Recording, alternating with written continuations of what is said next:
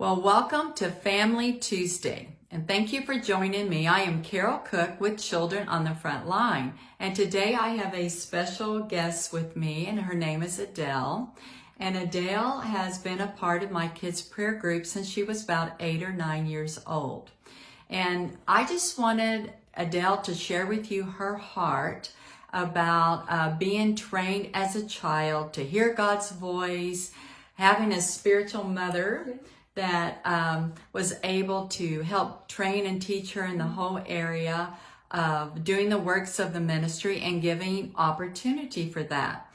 So Adele, I just want you to share your heart this morning and today on Family Tuesday on did it make a difference? Do you feel like yes. Did it make a difference? And can you just tell everyone the reasons why it's so important that as a child that you were taught things, you were taught how to hear God's voice, how to practically do the works of the ministry. So I would just love for you just to share your heart on. Yeah, well, it definitely did affect me, and it affected how I viewed my relationship with God. And you know, my parents would always make sure that I went to Tuesday night prayer, and sometimes I would walk in sort of like a crappy attitude, like I don't know if I really want to do this right now.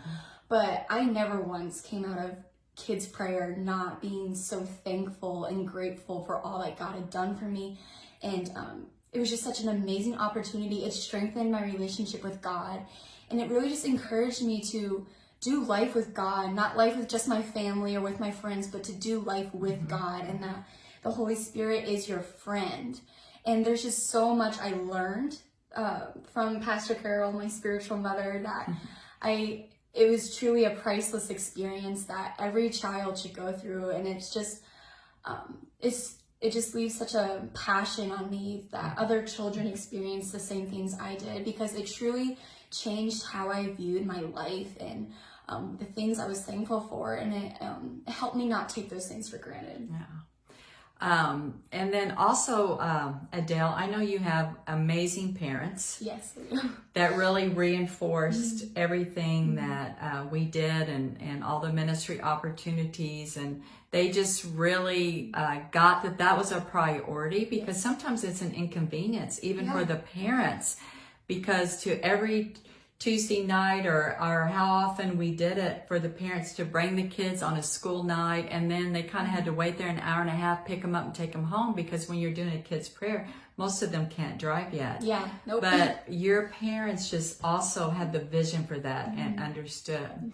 So for a lot of the people watching, even like parents, grandparents, or those that are in positions of leadership, what is some things that your parents did that you feel like made an impact in your life, and that maybe you just want to share just as an idea or thoughts for other parents that they may want to consider doing? What are some things that you feel like were key in helping develop that ability to hear the Lord like you flow in?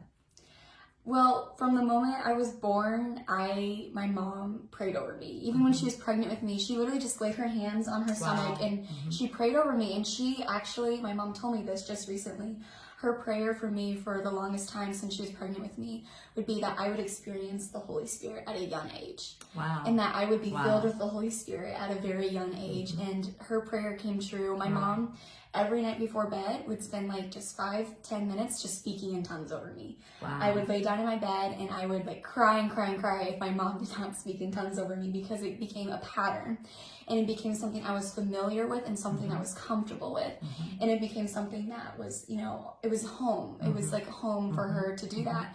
And so she would come in, she would just lay her hands on me. She like, you know, finger through my hair, you know, just like lightly touch me and just start speaking in tongues over me. And she would explain what it was. And then sometimes she'd just read Bible stories with me.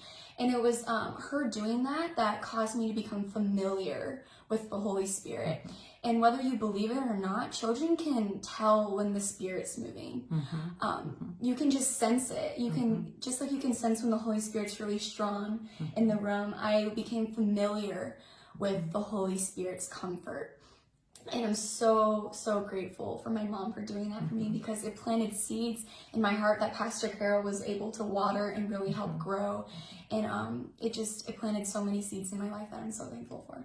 Wow, what a mom that had that, even the time she sacrificed, because you weren't the only child in the house either, were you? No. You have a very full household. Yes.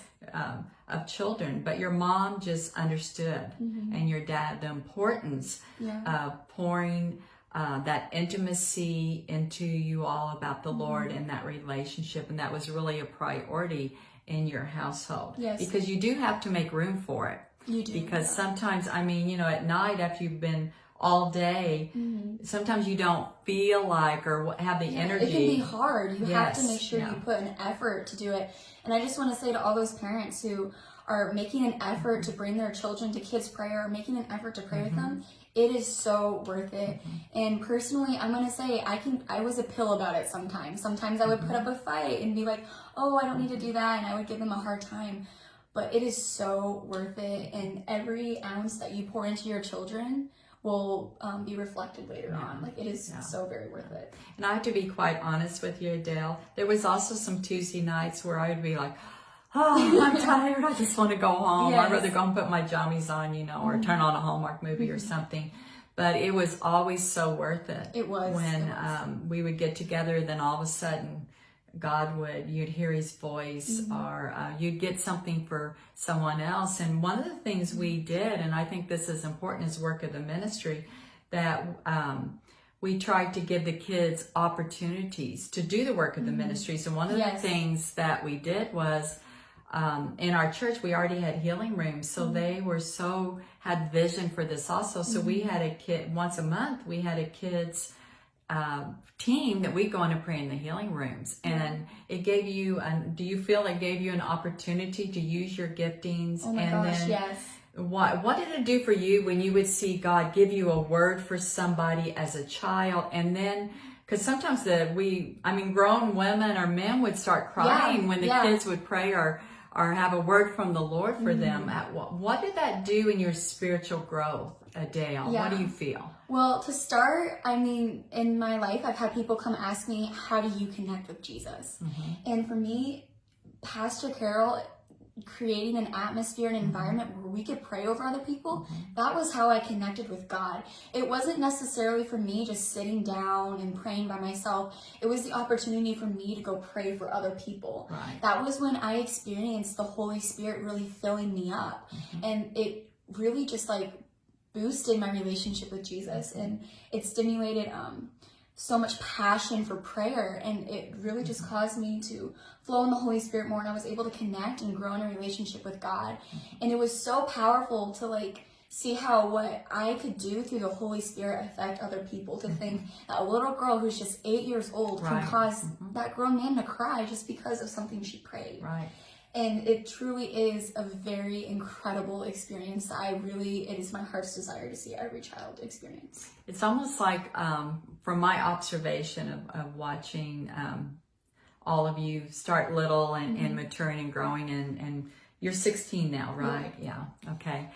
To me, it's almost like those times where you did sit down and study and read the Bible, it almost took the head knowledge, which is important, that we have the knowledge of the word, but then it's almost like it activated and made it real in your life. It became real to you. It wasn't just theory. It wasn't just something that your church believed or even parents or grandparents or whatever. It became real to you. Yeah. And you were able to take ownership of your relationship with the Lord and let God use you. Yeah.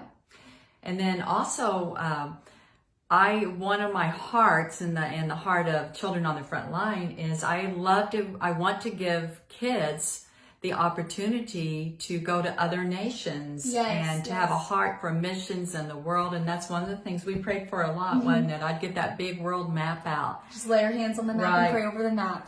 Right, because remember, whatever you pray for, you develop an affection or a heart Passion for it, yeah. Right. And so one of the things that we did get to do, it was a year ago last summer, and we're going to get to do it again. The nations will open back up, and we just had lunch, and was talking and dreaming about some of the things we want to do in the future, and taking kids and into other nations and training and teaching them. But we did get to go on a missions trip to Guam and to the Philippines. Yeah. And I took, there was about 13 or 14 of us, and I think about 9 of you were kids. Yeah. From age, I don't know how you, 8 or 9, 8 or 9 to the age of 15. And so basically they did the ministry, they did the training, and it was just an amazing time. I still think about it, and I just love that trip. Yes. So we started out in Guam, and we actually were invited in a church there and did like a training for the kids and for the adults. And the kids got to do a lot of the teaching. It's great for me because now I can let the kids do half of the teaching, you know, and I can kind of sit there and watch.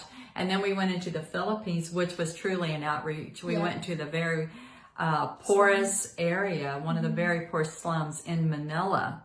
And we had a crusade, and 3/4 of the kids accepted Jesus. Yes, it was really incredible. And one of the guys that's on my team that also has been in the prayer group since he was like 4 years old, he did the evangelistic message. Yes. And it was phenomenal. So powerful, yeah. All right, so can you just kind of share, just from your perspective as a child, being able to experience something like that, and how important for people to have this vision to be able to do it? Because really it wasn't that hard, was it? No, it wasn't. I mean, to be able to arrange it, Yeah, I think, so not only is it like an amazing cultural experience to be able to show your kids like what life can be like for other people who aren't as fortunate as us, I think it just goes beyond that. I mean, obviously that's amazing, but I was able to, I think I took for granted in my life the fact that I was filled with the Holy Spirit at a young age. I think I really took that for granted and didn't realize what a gift that was. And then I was able to go to Guam and, you know, interact with these children who they themselves like didn't really realize that they can speak to God and God can speak to them. They didn't realize that it was a two-way relationship. And it was so powerful for me. Like, I just became so passionate, and I just wanted to tell them, you know, yes, God can speak to you. God can fill you up with the Holy Spirit.